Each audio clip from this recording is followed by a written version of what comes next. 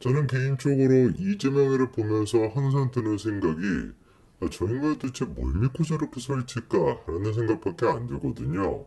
그도 그럴 것이 뭐 하는 행동이나 말을 듣고 있으면은 완전히 지가 무슨 뭐 재림 예수라고 착각을 하는 것 같아요. 그렇지 않습니까? 온갖 그냥 대한민국에 발생하는 문제라고 하는 문제에는 지가 막 등장을 해가지고 마치 자기는 아무런 죄도 없는 것처럼 그렇게 나서가지고 뭐 다른 사람을 비판하고 도덕적으로 막 잣대를 가지고 이렇게 뭐 정죄하고 그게 이재명의 모습 아닙니까? 완전히 지가 뭐 재림 예수라고 생각하는 것 같은데 뭐 예수님은 뭐 예자도 뭐 거기는 뭐 미치는 수준이 아니라 그냥 뭐 미쳐있는 수준이라고 봐야 되겠죠. 아니 뭐 얘기를 하다 보면은 뭐 끝이 없습니다. 이재명 대표의 범죄 혐의에 대해 가지고 뭐 우리가 진짜 막말로 한두 가지 정도 범죄 혐의가 있었다. 그리고 뭐 횡령이나 아니면 배임 이런 식의 뭐 한두 가지 혐의만 있었다라고 한다면 자기가 있는 혐의랑 관련이 없는 다른 혐의에 대해서 비판하는 건 또 모르겠습니다.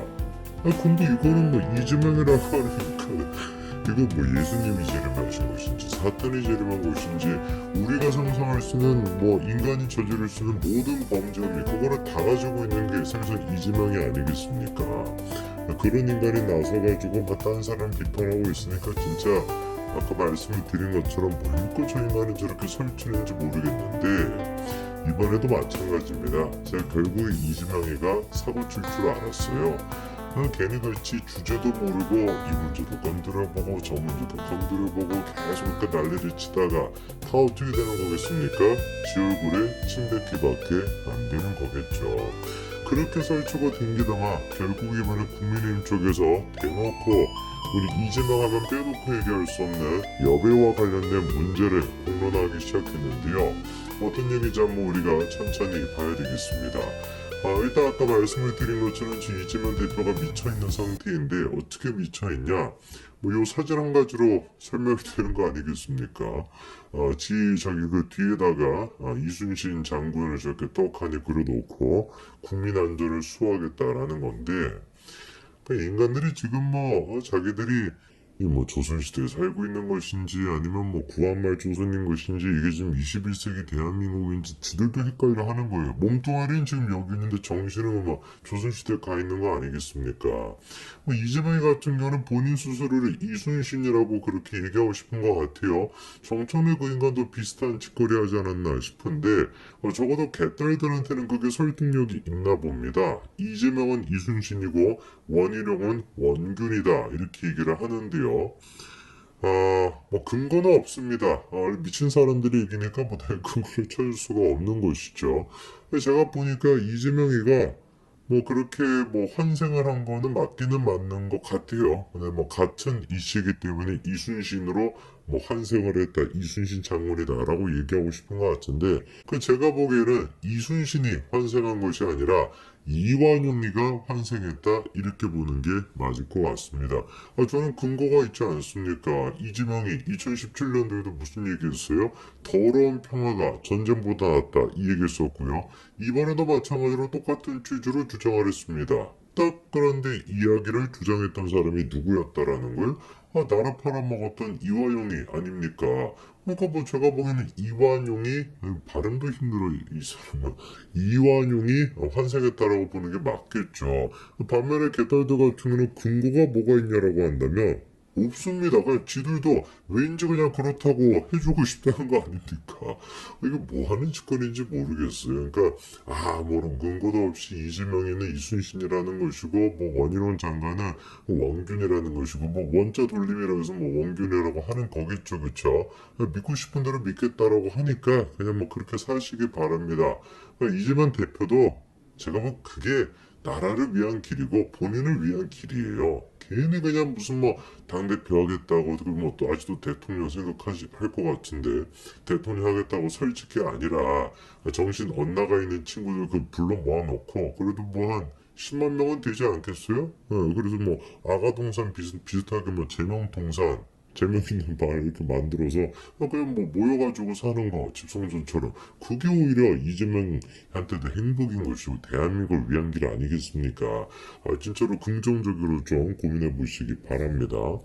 저렇게 이제 이재명이가 이순신 코스프레를 하고 있고 걔들도 거기에 지금 동조해가지고 정신 이제 창란점을 보여주고 있는 상태인데 요 지금 일환으로 우리가 볼 수 있는 게 뭐가 있냐? 양평 지금 문제에 대해 가지고 국정농단이다. 그러니까 국조로 조사를 해야 되는 것이고 특검까지도 해야 된다. 이런 얘기하고 있는데 이것이야말로 이제 뭐겠습니까? 정신 이상이라고 봐야 되겠죠.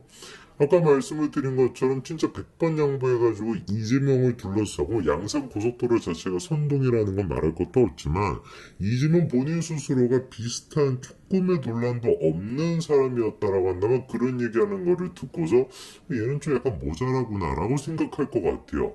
아니 근데 이재명이는 어떻습니까? 지금 뭐 양평 고속도로에 대해서 국조, 특검 이런 걸 논할 그 위치나 됩니까? 대장동부터 우리가 국조해야 되는 거 아니에요? 백현동, 위례, 정자, 뭐 모든 것들을 전부 다 지금 막 그렇게 다 국조를 해도 모자랄 판인데 그러니까 저런 얘기하는 것도 웃긴 것이고 그리고 뭐 그것뿐만이겠습니까? 북한과 관련된 문제까지도 있죠. 김성태 쌍방울 회장이 800만 달러를 대납해줬다. 이재명이도 알고 있을 거다라고 증언을 했습니다. 지금 이재명이처럼 개딸들처럼 기자들 앞에서 얘기하고 있는 것이 아니라 이 모든 얘기들을 지금 어떻게 한 거예요? 재판에 나가가지고 증언했습니다. 바꿔 얘기해서 거짓말하면 위중으로 처벌을 받을 수 있다까지 지금 감내하면서 저런 얘기를 하고 있어요. 누가 보든 저는 신빙성이 있다라고 봐야 되는 거겠죠. 그렇기 때문에 이재명이는 양평 고속도로에 대해서 무슨 뭐 국조 진짜 뭐 특검 이런 논할 시간이 있으면은 제 스스로부터 좀 되돌아보시기 바랍니다. 그러면서 또 이번에 했던 얘기가 이겁니다. 이번 사건은 대통령 친인척이 연루된 권력형 비리 의혹의 전형으로 그야말로 국정농단이다라고 하는데 국정농단이 아니라 저 기준에 따르면은 제명농단부터 우리가 처리해야 되는 거 아니겠습니까? 친인척 하면은 떠오르는 사람은 제가 보기에 이재명밖에 없는데요. 우리 그 이재명 대표를 둘러싸고 아들 뭐 어떤 문제가 있는지 영상을 보시는 분들이 다 아실 것 같고요. 무슨 뭐 정자동에 뭐 스파르타였나요? 뭐 거기 가가지고 후기까지 남길 정도로 열성적으로 했다 뭐 그런 얘기도 있지 않았습니까?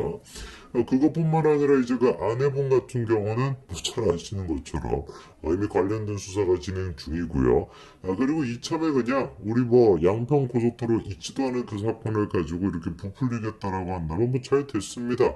우리 김혜경 씨 같은 경우는 아직까지 미스터리에 남아있는 거 있죠? 그렇죠? 해경공 김씨인 거 아니냐라고 하는 거 이것도 다시 한번 조사해보면 어떨까요? 그리고 내친 김에 해경공 김씨뿐만 아니라 여배우와 관련된 문제 이것도 우리가 마찬가지로 다시 한번 좀 조사해볼 필요가 있지 않을까라고 생각을 했는데 이 얘기를 정확하게 누가 이제 또 해줬다? 장해찬 최고가 나와서 해줬습니다. 양평 고속도로 이거 뭐 논의하겠다라고 한다면 뭐부터 조사를 하자라는 거예요? 여배우 스캔들부터 먼저 조사를 하자라는 것이죠. 장해찬 최고 얘기를 들어보니까요. 암만 자기가 이 여배우에 대한 얘기를 해도 이재명 대표가 자기를 고소를 안 한대요. 왜 안 하는지 모르겠다라는 것이죠. 진짜로 하겠다는 생각이 있으면 김남국처럼 나를 상대로 고소를 하면 된다는 겁니다. 참고로 그 장해찬 최고에 대해서 고소하겠다고 으름장을 놨던 사람이 몇 사람이 있죠. 안민석이 또한 마찬가지로 막 고소하겠다라고 설치됐었고요. 이재명이 같은 경우는 그 아들 문제에 대해 가지고 한 번 고소했던 걸로 제가 기억이 납니다. 무슨 사모펀드였나 뭐 이제 금융 쪽에 있는 회사에 다닌다. 그게 이제 특혜였던 거 아니냐.